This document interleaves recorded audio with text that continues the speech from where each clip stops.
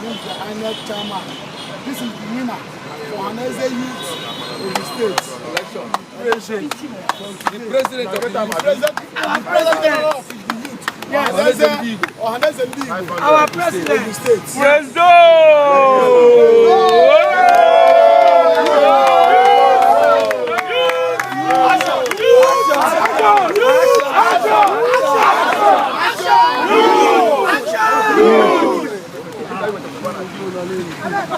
Igbo community no Haneze ọ dịka mmiri na-abụọ na-ekwu mana ha enweghị ike imiti together biko onye ọbụla ghọta ọ dịka na River Niger na-ekworo onwe ya River Benue na-ekworo onwe ya mana ọ nweghị ihe megide ka ha na-abụọ n'iti ya etu a ka Igbo community na Haneze si wee dị kịta Igbo community anaghị adịstọb Haneze anaghị adịstọb Igbo community o nwere onye mere fọs ya bịa ebe a taa ihe a niile na-eme bụ nke mmadụ chọrọ imere onwe ya ọ na-emere onwe ya even according to the law he belong to organization abụrụ by force ebe a nọkịta mbinye ese ha na-amụ o wee nye ọfụ ga-eme force ọ mụ jiri aka sị na m chọrọ ịnọ n'Igbo community then ihe ọzọ nchọkwado ịkọrọ unu bụ na ihe ejikwa ọmichi na-ata ata bụ ka ha kpaa ezigbote nkata abịa na ya bụ aims and objectives. Ana m ekwu na ọgbakọ anyị na ebe a bụ ọgbakọ ndị Igbo Youth Ogun steeti ọ gbasa ha Ọhaneze biko ọ bụ na were mme mistake bụ na correct ya ma and ọ bụ na nwee nke m kwuru akụrụ aka sekretary na-etue na akwụkwọ ọ bụ na nwee nke m kwuru akụrụ aka sekretary detue n'aka akwụkwọ kama emezizie okwe ike discuss ya ihe m na-ekwu kịta bụ na ọgbakọ anyị na ebe a gbasara Igbo Youth Ogun steeti ọ gbasa ha Ọhaneze ọgbakọ anyị na ebe a maka a na-ekwu okwu ebumnuche anyị ji bịa ebe a ekwuo na m na ọ gbasa ha Ọhaneze ọ gbasara Igbo Youth ndị Igbo Youth Ogun steeti ọ gbasa ha Ọhaneze maka ihe a ga-abụ confusion maka ọgbakọ ebe a bụ na ndị youth si Igbo n'Ogun steeti niile chọrọ ịchịkọta onwe ha ọnụ ndị youth niile ndị Igbo Ogun steeti ha gbasasịrị agbasa na local different local government mana ha afụgo na ha kịta na ha chọrọ ka ha chịkọba onwe ha ọnụ n'ofu otu ga-abụ na ha ga-enwe ofu onye na-achị ha. Were m na-ekwu na ihe anyị na-eme ebe a bụ ka ndị youth ga-esi na-enyere onwe ha aka dịka ịkwalite onwe ha n'ihe gbasara biznes ha a na-edekwa ya ede n'akwụkwọ. Ihe anyị na-eme ebe a ọ gbasaghakwa ndị eze biko ọ bụ na achọ ịkụ maka na nke ahụ ama m na ekwutere m ya. Ihe anyị na-eme ebe a ọ gbasaghakwa ma ịbụ eze ndị Igbo ma ịbụ Obi ma ịbụ eze Udo ndị youths adịghị interested n'ihe ndị eze onye ka anyị na-ekwu kịta n'ihe a bụkwa ha palas biko ọ bụ na m mere mistake ọdụ ndị kọwara m mana ana m asị na ọgbakọ youths a kịta anyị achọkwa ha ikonuku ya bụ ihe gbasara eze weda eze shipo Obi shipo ndị youth chọkwado ịhazi onwe ha first Ọhaneze nwere ike na-emegodu eze mana youths a unu chọrọ ime kịta mmadụ ejikwana ihe gbasara ndị eze bịa tisara iwu Amaghịzi ga-abụ memba maka unu nwere ha n'eze mee memba ihe a unu na-eme ebe a unu enwe problem unu abanye na politiks ndị eze mana unu nwee mmemme unu na-eme unu nwere ike mme ndị eze invite unu eme ha entertain emeele unu ego na lie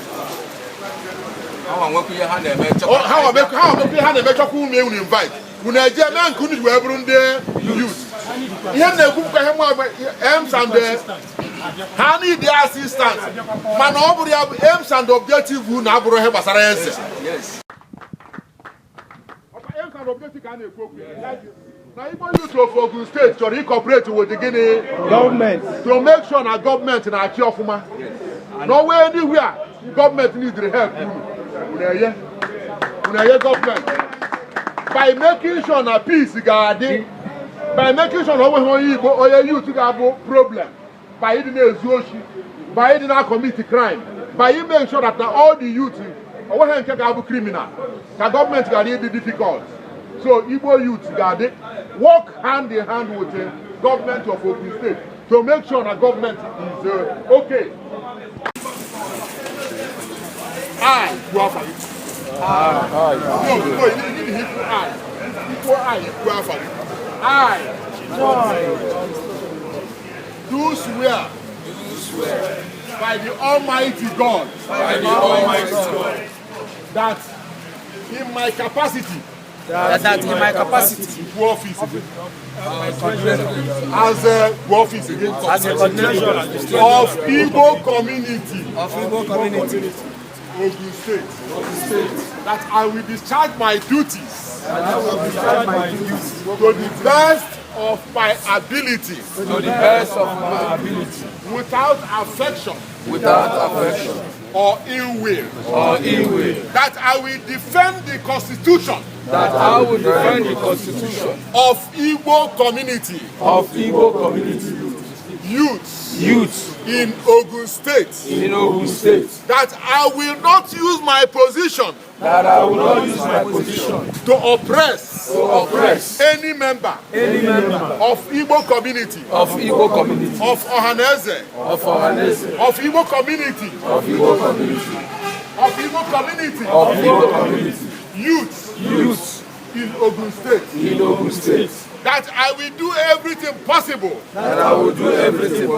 In my capacity. Mention your office. As the Secretary of Igbo community youth. In Ogun State. To defend the integrity.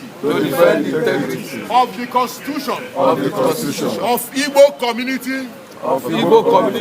Youths. Ogun State. And to protect. The integrity, the character, the prosperity, of every member of Igbo community youth, Ogun State, and to defend the law, and the integrity, of all members of Igbo community, Ogun State. So help me. So help me. So